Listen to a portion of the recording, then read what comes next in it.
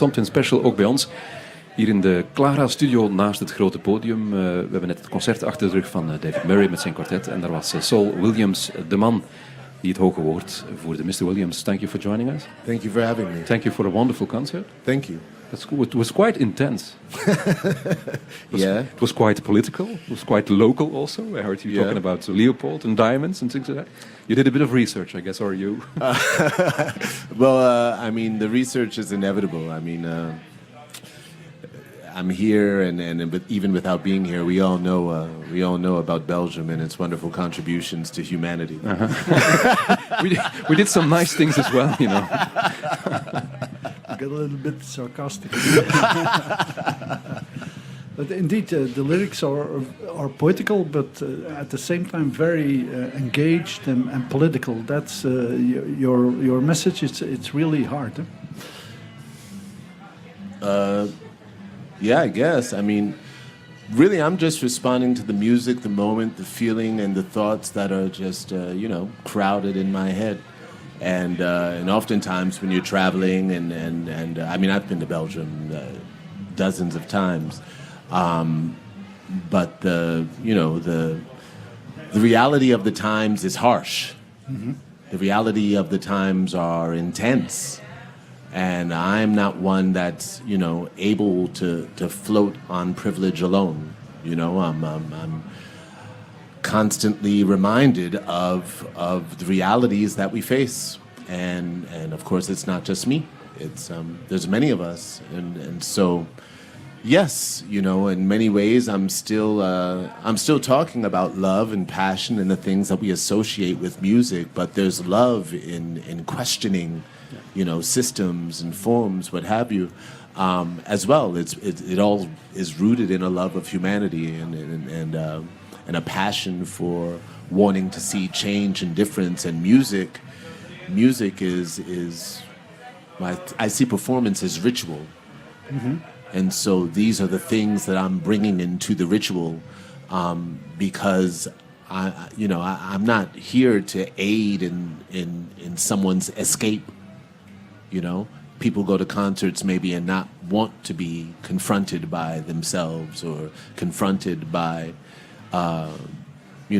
realities or what have you. But where else are we confronted by these things? By just browsing our timelines on our phone? Like, if we could escape all the time, I'm sure many of us would. Mm-hmm. But some of us have no choice. And so, yeah, it's just the stuff that came off the top of my head.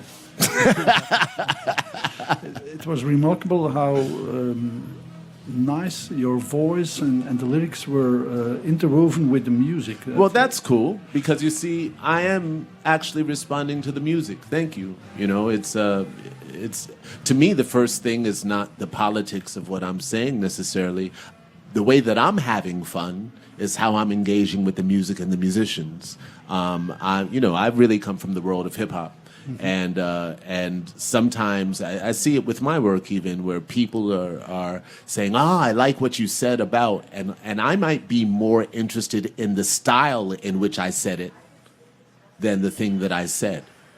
And people are going, that thing that you said. But I'm like, yeah, but I think you heard it because the style in which it was presented, Mm-hmm. And so these things are of interest to me. We talked about that a bit on stage earlier today, actually. But yeah, jazz and working with Mr. Murray, who I met at Amiri Baraka's funeral a few years ago.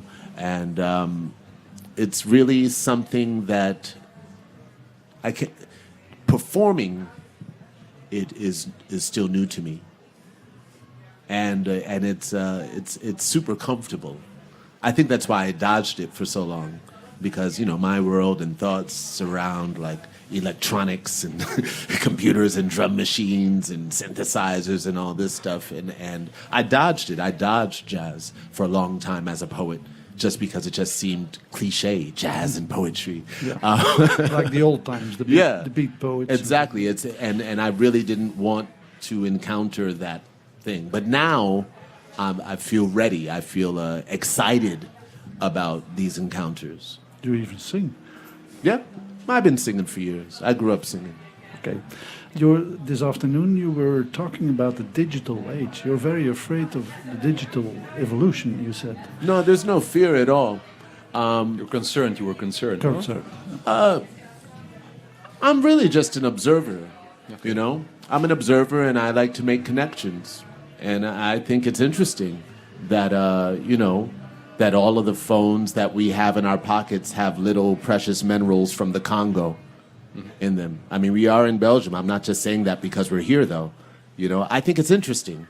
I think it's interesting to make a connection between that and the coffee that we drink in the morning and the rubber on the tires of our cars and the sugar that we put in our coffee and the chocolate that goes inside of the croissants or on top of the waffles and all this stuff and where it comes from and the hardship that, the people who work around those industries face versus us who just revel in the comfort from them.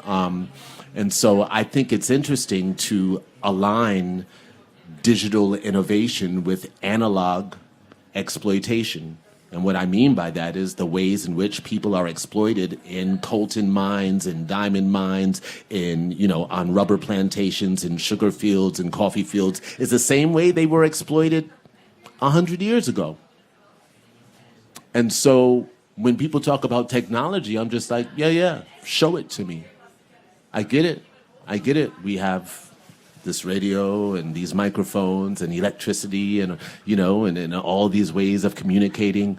But we've communicated wirelessly for generations. What do you think music is in the first place?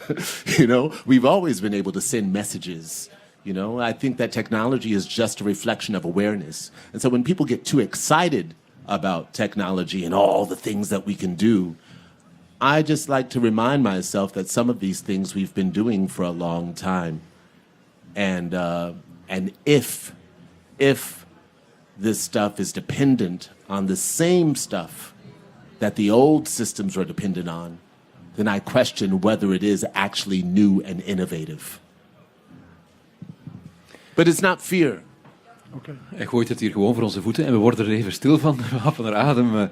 Thank you so much for sharing these words. You got me all silenced up, man. I'm sorry. I need a bolleke now.